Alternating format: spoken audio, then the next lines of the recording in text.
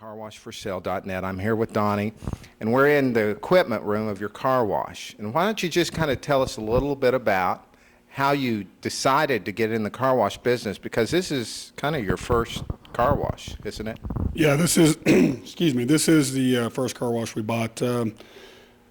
I would say it's always been a long-time dream. As a kid in college, I detailed cars. I worked at a full-service car wash in Lubbock, Texas.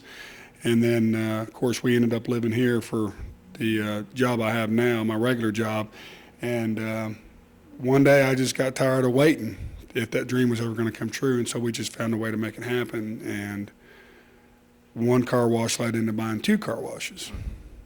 So you say so it was kind of a family situation, wife and husband decided? Yeah, it was more me. My wife was very supportive about it, and she's been very helpful on the whole deal. So how did you pick this wash here? A friend of mine was a real estate agent, and I told him I wanted to buy a car wash.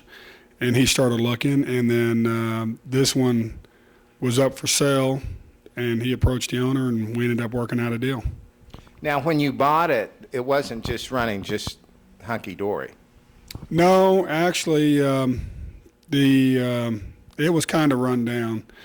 I don't know if the filters to the vacuums had been cleaned in years. He had two bays shut down for close to 2 years. He was a guy that had many irons in the fire, and he kind of let this one run down. And I've spent the last almost 2 years building everything back up. And, I mean, I've even replaced the stickers on the mat holders. I mean, that's how nitpicky I've gotten about things. And I never leave nothing broke very long. I mean, if my wife kind of gets on to me because I'll let things go at the house before I'll let something go at the car wash, because if something's broke, I mean, I'm up here at 10 o'clock at night fixing it because I don't want a customer to come in here and have a bad experience. So with someone that's never been in the car wash business and that's thinking about buying your car wash or buying a car wash, I mean, what can you give them some advice? Other people in the car wash business are so willing to help that the people that I buy my equipment through, the people I buy my soap through, my soap guy has came up here on a Sunday. He just lives a couple miles from here. He came up on a Sunday and replaced my tire and engine cleaner pump for me. So it's helpful to have good relationships with everybody you do business with, and I'm willing to show them how to do that and do the same thing for them, and just whatever it takes to keep them up and running, I'll do it. Well, my goodness, you know, you were telling me you were looking at this wash and it had so many things that needed to be done to it. Wasn't that kind of scary for you, especially when you hadn't been in the business before? It wasn't scary because I didn't know. You know, I mean, I didn't know. But now I know, and I mean, I love the business, and that's what I'm saying. If someone takes this car wash over, they're not going to have a tenth of the issues that I had when I first bought it. But I was so passionate about wanting a car wash that I was willing to do what it took to get it back up to where it was supposed to be.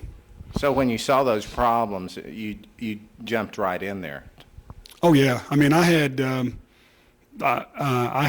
both bays running up within just a few days, and that was because I was asking questions. That's the important thing. If you've never been in the business before, you can't be bashful about asking questions. You can't be too proudful about it, or however you want to put it. You got to swallow your pride. You have to go, hey, what's the deal with this? How do I fix it? I'm not wanting to pay somebody to fix it. I want to fix it myself. You know, because that's important.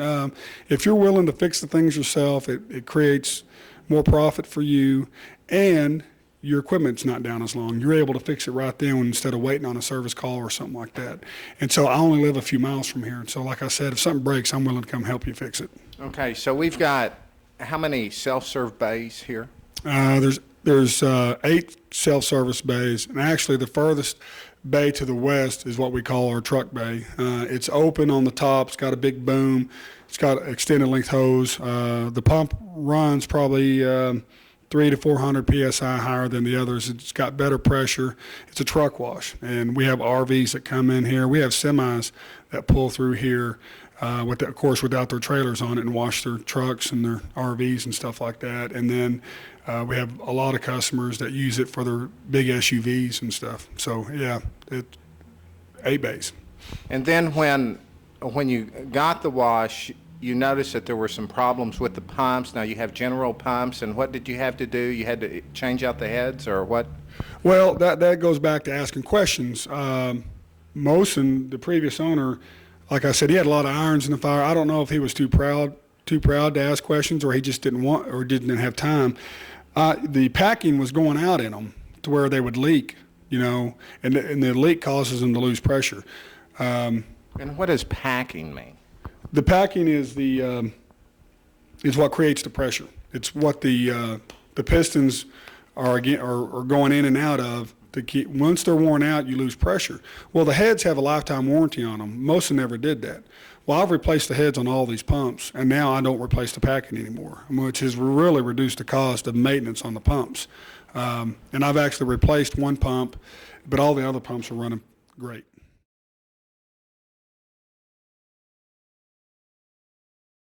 So what's kind of a daily routine for you? I come by here in the morning and I check everything out. And what does check everything out mean? Oh, make sure that nobody's messed with the vacuums, or make sure there's not a coin lodged in something. And that, coins getting lodged, it doesn't happen very often. A lot of customers let you know if something's wrong by they'll leave the hose laying on the ground to let you know that there's something wrong with this vacuum, or they'll leave the wand laying in the bay or the foam brush. And so when I see that, I'll come in here and I'll check the bay out.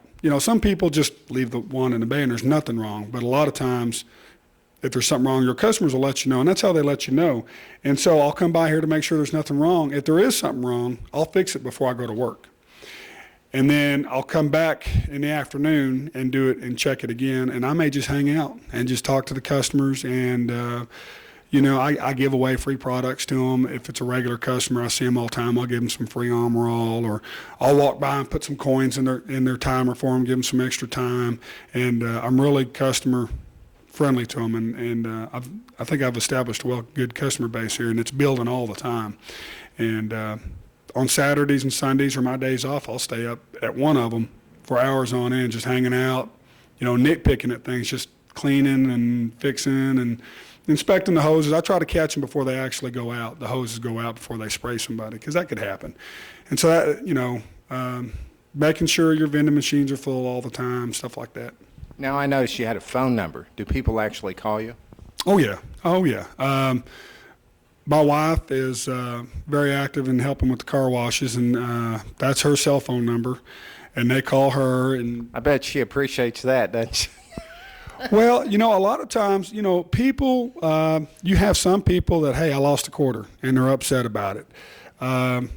We have a form letter where if I can't get right to them where I can personally give it to them, we mail them a refund. We usually send them a little extra to help pay for their next wash, or what do you do? Give them a check or a quarter, or? Well, we have a mailbox outside here that, like, if they lose a quarter or 2 quarters, we'll put their name on an envelope and put it in the mailbox. And they usually, the next time they're here, they come get it. Or, we'll just stick a dollar bill in the mail and send it to them, and that's worked out great.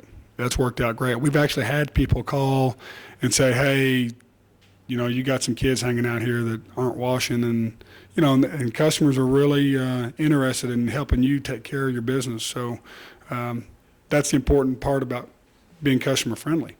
You establish that relationship with them, and they let you know, hey, Donnie, this vacuum's not working. You might want to come check it out next time you're by here, or something like that. Or they say, hey, your faucet outside's stuck and it's overflowing and it's leaking water everywhere. So since we're talking about your wife and her cell phone, what other job descriptions does she do? Oh, she pays all the bills. She takes checkbook, and she does all the deposits. When I travel out of town, she comes and physically takes care of them. She pulls the quarters, she washes bays, whatever needs to be done, she takes care of it. Can I get you up here to talk? Just a minute.